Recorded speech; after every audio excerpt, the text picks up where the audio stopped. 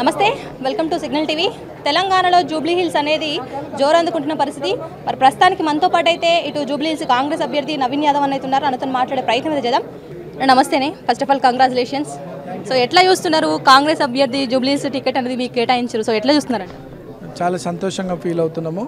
నాకన్నా ఎక్కువ మా జూబ్లీ హిల్స్ కాన్స్టిట్యున్సీ ప్రజలంతా కూడా చాలా హ్యాపీగా ఉన్నారు. అందరూ కూడా ఏఐసిసి పెద్దలకి, రాష్ట్ర పెద్దలైనటువంటి ముఖ్యమంత్రి అయినటువంటి రేవంత్ అన్నకి, మహేష్ గౌడ్ గారికి, మీనాక్షి మేడంకి అందరికి కూడా చాలా కృతజ్ఞత భావంగా జూబ్లీ హిల్స్ ప్రాంత ప్రజలు ఉన్నారు.